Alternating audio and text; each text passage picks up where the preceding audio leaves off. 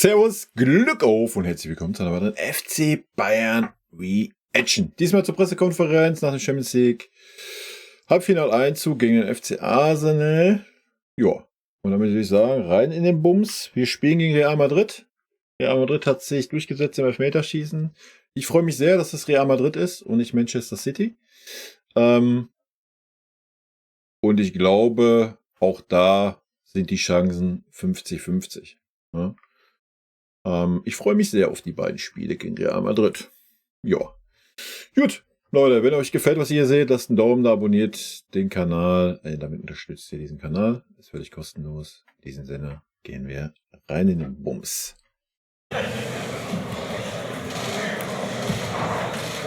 Ja, mal mit Hintergrundgeräusche weg, du. Ja, hallo zusammen, ein wunderbarer Abend. Der mündet jetzt in Gratulation, das darf man sagen, an den FC Bayern und den Cheftrainer Thomas. Dieter ist ja richtig überschwänglich, du. Gefällt mir. Herzlich willkommen zur abschließenden Pressekonferenz. Ja, no, erstmal ein Buttig Wasser. Gefallen. Und jetzt kommen die Fragen, bitte. Wonderful. Die erste Hand geht hier nach oben. Das ist Nico Linner für die Bild-Zeitung. Hallo Herr Tuchel. In den letzten Wochen, Monaten ist viel auf Sie eingeprasselt. Viel Kritik und dann auch die Schwere des Umgangs mit der Situation, dass die Trennung im Sommer beschlossen ist. Jetzt stehen Sie mit der Mannschaft im Halbfinale der Champions League. Ja, jetzt ist alles gut. Verlängern extrem gefeiert mit Ihrer Mannschaft. Empfinden Sie nach dem Spiel heute eine Art Genugtuung? Das müssten eigentlich Sie und jetzt nicht Sie persönlich. Ich meine, wenn Sie so ein bisschen, was soll ich sagen, scheinheilig. Ich sehe gerade, der Tuchel hat auch eine Weste an. Ich sag ja, Westen sind wieder in. Ich habe 2 Stück gekauft. Leute, ich dachte schon in Vorbereitung auf den Jule, ne? Ist ja auch so ein Westenträger. Das hat der Tuchel auch so eine. Ich meine, wäre noch schön, wenn da ein Bayern-Logo drauf wäre, aber... Von wo prasselt das denn auf mich ein? Also aus den Medien oder nicht? Das dann Genau, zeigt der Bildmann Stinkefinger, Thomas. Fühl ich. Auf der Pressekonferenz danach Richtig gefragt wird, wie ich jetzt eine Genugtuung empfinde, das, kann ich nicht bestätigen. Ja, natürlich, aber nicht das. Kann ich nicht bestätigen, kann ich nicht bejahen, oder was? Deswegen, weil dann würde ich zu viel Wertigkeit dazu geben, was auf mich einprasselt. Es ist, wie es ist. Das müssen Sie entscheiden, wie Sie damit leben können, nicht ich. Ich habe vom ersten Tag alles gegeben und werde bis zum letzten Tag alles geben.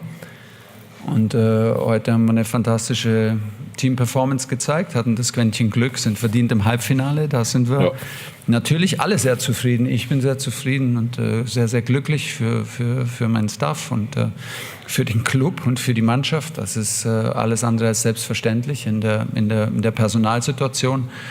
Gegen diesen Gegner verdient zu gewinnen. Stimme ich ihm 100% zu, ja. Beide Spiele nicht zu verlieren. Dickes Kompliment an die Mannschaft, da liegt der Fokus. Dann ist Christian Kunz für die dpa an der Reihe. Glückwunsch zum Sieg heute. Was kann so ein großer Sieg mit der Mannschaft machen und wie sehr haben sich für Jo Kimmich gefreut? Ja, wir haben uns für alle heute gefreut. Jo hat ein sensationelles Tor geschossen. Ich bin froh, dass er sich in dem Moment nochmal geköpft, bitte, ja? Zugetraut hat, ein bisschen die Box durchzulaufen, in den 16er durchzulaufen. Kopfballtechnik war sensationell. Das war natürlich ein großartiges Tor, aber was war der erste Teil der Frage?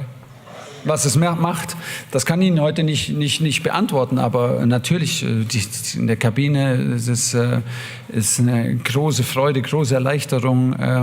Auch Spieler sind stolz, können auch zu Recht stolz sein und das sind Momente, die ganz besonders sind. Wir haben eine der absoluten Top-Mannschaften aus der Premier League geschlagen, verdient geschlagen und haben eine tolle Teamleistung gezeigt. Was das macht, werden wir erst sehen. Wir sind am Samstag wieder gefordert. Auf die Bundesliga gesehen macht das gar nichts mit dieser Mannschaft. Ja, also da brauchen wir uns jetzt nicht irgendwie was vormachen. Das macht fürs Halbfinale was. Ich denke, es wird ein bisschen mehr Brust raus, mehr Selbstvertrauen da sein. Für die Bundesliga macht das gar nichts. Also dafür kennen wir den Charakter dieser Mannschaft. Also es wäre schön, wenn wir jetzt irgendwie so eine Welle mitnehmen würden bis zum Halbfinale in der Bundesliga. Ob das passieren wird, wild. Ich gehe in der Bundesliga davon aus, dass wir wahrscheinlich auch ein bisschen eine andere Aufstellung sehen werden. Wir sind am Samstag wieder gefordert. Wir haben 2 Tage Zeit und müssen nachlegen. Die Saison ist nicht vorbei und natürlich jetzt erst recht nicht vorbei. Auf der rechten Seite Manuel Bunke für TZ und Merkur. Hallo Herr Tuchel, Glückwunsch. Herr Tuchel, wir haben es eben in der Mixzone verfolgt. Real ist der Gegner im Halbfinale, im Elfmeterschießen gewonnen. Können Sie 1, 2 Worte zu dem Gegner uns vielleicht mitteilen? Ja. Und die Dortmunder haben gestern gesagt, ja natürlich wollen wir ins Finale. Ich denke, das wird jetzt auch der Anspruch des FC Bayern sein. Da wird man jetzt nicht tief stapeln gegen die. Ich glaube, werden keine Halbfinalisten. Ich wollte jetzt sagen, kein Halbfinalist wird sagen, oh nee, wir wollen jetzt nicht ins Finale. Also wir sind hier, es reicht uns, wir haben alles erreicht. Was ist das denn wieder für ein Tag, Alter? Finden, der nicht ins Finale will. Ja. Das geht uns ganz genauso. Ich denke nicht, dass wir jetzt der Top-Favorit sind in dieser Konstellation. Klar, Real Madrid, ich habe es schon gesagt, 50-50. Ne? Aber ich denke, also ich freue mich auf die Spiele Real. Ja, ich habe es schon gesagt, vielleicht wäre Manchester City ausrechenbarer gewesen. Ne? Gerade für unseren Tuchel-Fußball, den wir heute gezeigt haben und auch in Arsenal. Aber nichtsdestotrotz, ich feiere mehr den Gegner Real Madrid. Ja. Ich erinnere mich da an legendäre Duelle und das könnte in die Kerbe gehen. Ich bin sehr gespannt. Man fragt ja fast, müsste dann nachfragen, wer sonst? Ja, also klar, Carlo Ancelotti, wer sonst? Und Real Madrid. Es geschafft, in Manchester City zu gewinnen. Das ist natürlich ein unglaubliches Ausrufezeichen. Weiß ich jetzt auch nicht mehr, muss ich ehrlich sagen. Habe ich ja auch getippt, dass Real weitergeht. Ich hatte zwar auch gedacht, dass Barca weitergeht, aber das war ja nicht der Fall. Aber Real Madrid, es ist einfach so eine abgewichste Mannschaft. Ja? Muss man einfach sagen. Mit allen Wassern gewaschen, wie man so schön sagt. Aber nichtsdestotrotz freue ich mich mehr auf Real. Gelaugt sind und das Spiel hat viel von uns verlangt. Das ist sehr komplex, du musst in verschiedenen Formationen verteidigen, weil Arsenal auch ganz fließend in verschiedenen Formationen angreift. Deshalb gebührt einfach der Mannschaft ein riesengroßes Kompliment und ich habe mit ihr gekämpft und mit ihr gelitten und mit ihr gefightet und deshalb fällt mir nicht mehr jetzt ein zum kommenden Halbfinale. Wir sind stolz, dass wir drin sind. Wir haben es über die Champions League Leistungen auch absolut verdient. Das ist das dicke Ausrufezeichen für uns und jetzt werden wir sehen, in 2 Wochen. In 2 Wochen geht's los und das ist ein riesengroßer Anreiz. Wir werden alles dafür tun, in Wembley die Saison zu beenden. Let's switch to the English media. Yes. Hallo Thomas, Sie haben gesagt, was das für ein schwieriger Wettbewerb war gegen Arsenal und Arteta meinte, es wird wohl noch ein paar Jahre dauern, bis sie mal wieder die Chance haben, in ein Halbfinale zu kommen. Wie knapp war Arsenal dran, eine Elite-Mannschaft zu sein? Ja, ich glaube, Michael möchte das jetzt nicht hören, aber für mich sind sie schon dort. Wenn man Arsenal-Spiele in den letzten 2 Jahren sich anguckt, dann sieht man, dass sie konstant Angriffsfußball spielen, Tore erzielen, keine Tore kassieren. Es macht Spaß, ihnen zuzusehen. In jedem Spiel. Aber all das hat man heute nicht gesehen, ne? In Spiel hat man das gesehen noch, dass Arsenal Spaß machen kann. Heute haben sie keinerlei Ideen gehabt. Wir haben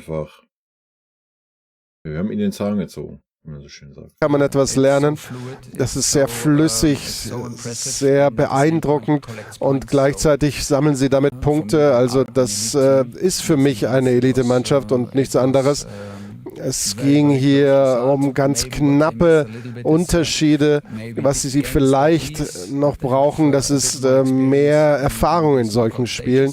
In dieser K.O.-Runde, aber das war heute so eng und ich glaube, die letzte Halbzeit aller 4, die wir jetzt gespielt haben, war unsere beste und deswegen haben wir es wirklich verdient, aber man darf nicht vergessen, sie haben ein sehr enge Ansetzungen, sind im Rennen um die Premier League, also es ist alles nicht einfach. Ich würde sie jetzt nicht nach dieser Woche beurteilen wollen, wo mal die Ergebnisse nicht so gestimmt haben. Für mich gehören sie zur Elite und das sage ich jetzt nicht nur so, um uns besser dastehen zu lassen, sondern ich meine das wirklich. In der Vorbereitung hatten wir auch schon diese Einschätzung, dass sie eine Top-Mannschaft sind. Ja, Herr Tuchel, auch erstmal Glückwunsch zum Einzug. Herbert Heinert hat in der Mixzone gesagt, es war A, eine taktische Meisterleistung von Ihnen und Punkt 2, dass wenn der FC Bayern diese Stärke auf den Platz bringt, ist er eine der besten Mannschaften Europas. Dazu anschließend die Fragen A, wie sehr geht dieses Lob runter und B, Wie sehr sind Sie optimistisch, dass der FC Bayern diese Konstanz jetzt auch in den letzten hoffentlich 3 Spielen aus Ihrer Sicht in der Champions League auf den Platz bringt? Und nicht nur in der Champions League. Wir sind am Samstag gefordert in Berlin. Wir können unter keinen Umständen die Saison abschenken. Die Inkonstanz in der Bundesliga begleitet uns, aber die soll jetzt nicht das Thema sein. Wir haben ja wahrscheinlich übermorgen die nächste Pressekonferenz.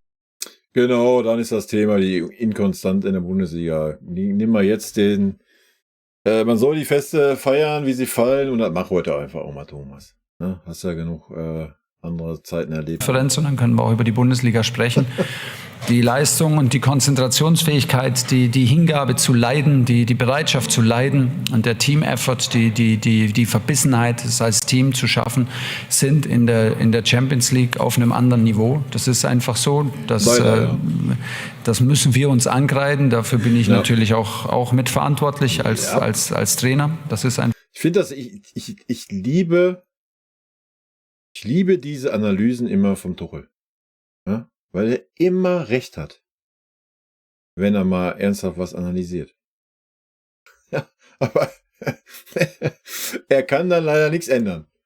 Einfach so. Eine taktische Meisterleistung, weiß ich nicht, weil das ist alles immer nur ein Gefährt, aber die Spieler sind die Fahrer, die fahren das Auto und die füllen das mit Leben, und wenn sie das mit Leben füllen, dann erst kommt eine Taktik oder eine Grundordnung oder taktische Einzelheiten zum Tragen, und das ist auf jeden Fall in den 2 Spielen jetzt gegen Arsenal zum absoluten Anschlag passiert. Wir haben das mit Leben gefüllt, wir haben daraus einen Team-Effort gemacht und wir haben uns komplett darüber definiert. Deshalb gilt nach wie vor das größte Kompliment der Mannschaft, und da weiß was bleiben. Another English colleague, yes please. Hi Thomas, congratulations. Gratulation, Thomas. Sie haben vor dem Spiel gesagt, dass Sie das Gefühl haben, dass Bayerns Erfahrung vielleicht ein kleiner Vorteil für Sie sein könnte. Haben Sie das heute gesehen? Hat er nicht gesagt, ne? Er hat gesagt, es kann aber auch genauso gut für Arsenal ein Vorteil sein, dass sie noch so unerfahren sind und ein bisschen freier sind. Also er hat nicht gesagt, dass das ein Faktor ist. Er hat gesagt, es kann ein Faktor sein. In gewissen Phasen, aber ja. Ja, wenn wir es gesehen haben, dann in der zweiten Hälfte, in der ersten Hälfte war es wie ein Schachspiel, wo keiner wirklich irgendeine Figur opfern wollte auf dem Schachfeld. Keiner wollte die erste Bewegung machen und eine Lücke aufreißen. Es war schwierig für uns, Tempo zu finden. Wenn wir es gefunden haben, dann sah es gefährlich aus. Arsenal hatte auch Momente des Tempos und da waren sie auch gleich gefährlich. In der zweiten Hälfte haben wir unsere Mannschaft ermuntert und gefordert, dass sie mehr Risiko eingehen, dass sie kürzere Distanzen herausfordern, nicht nur den offensichtlichen Pass spielen.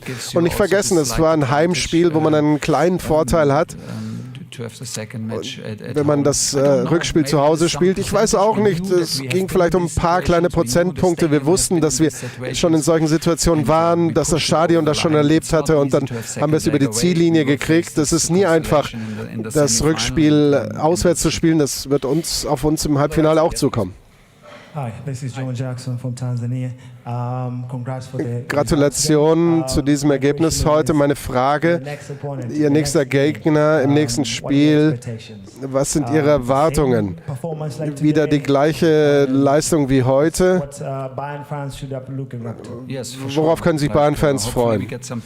Ja, hoffentlich kriegen wir dann wieder Spieler zurück, um mehr Alternativen zu haben und eine volle Bank. Aber was die Mannschaftsleistung angeht und die Bereitschaft zu opfern und zu leiden, dann ist das der Level, den wir wieder erreichen müssen. Das ist die Basis. Natürlich wird es ganz anders, denn der Stil von Real Madrid ist ganz anders im Vergleich zu dem von Arsenal.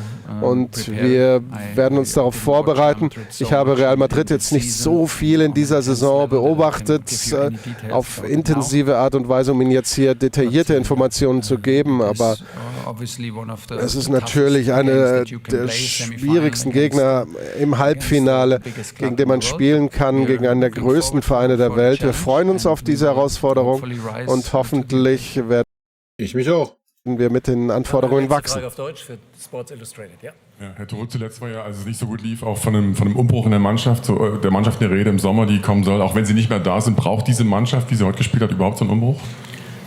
Das ist Gott sei Dank nicht mehr mein Thema. Kann ich jetzt schön rumdribbeln um die Frage. Das werden andere Leute beantworten für mich. Okay, vielen Dank. Komm gut nach Hause.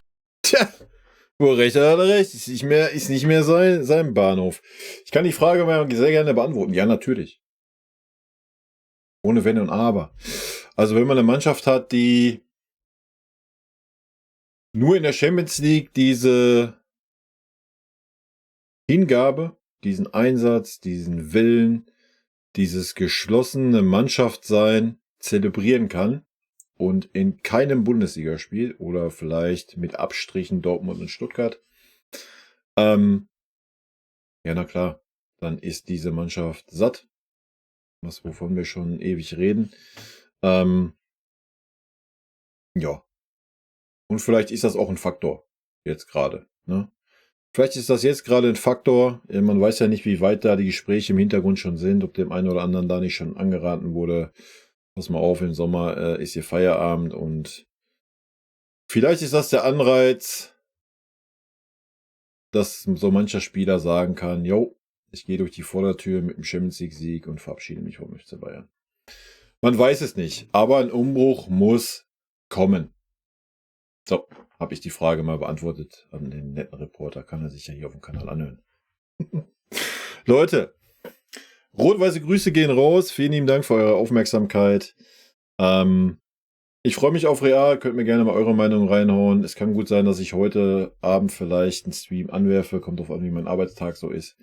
Aber vielleicht machen wir heute dann einen kurzen Stream, weil Freitag kein Stream ist. Und dann quatschen wir mal ein bisschen über das Arsenal-Spiel und über den kommenden Gegner. In diesem Sinne, rot-weiße Grüße und wie immer an dieser Stelle vielen lieben Dank für euren Support. Vielen lieben Dank, dass ihr euch das Video bis zum Ende angeschaut habt. Vielen lieben Dank für euren Support. Wie immer, lasst gerne einen Daumen da. Ich freue mich auch über jeden Kommentar, der geschrieben wird. Und in diesem Sinne nochmal rot-weiße Grüße gehen raus. Und jetzt zum Abschied noch ein paar nette O-Töne von unseren vergangenen Trainern. Ein dicker Kuss von der Trainer von der Meister. Was das Allerwichtigste ist, weil wir wissen, dass er ein guter Kerl ist. Wir sind schockverliebt in meine Mannschaft. Also ich fand, das hat Spaß gemacht zu coachen. Ein Trainer ist ein Idiot. Ein Trainer sehe, was passiert im Platz. Dahin bist du eher Trainer und wenn du viele Spiele hast, bist du mehr Coach als Trainer und ich bin schon lieber Trainer als Coach. Geiler Satz. Magic.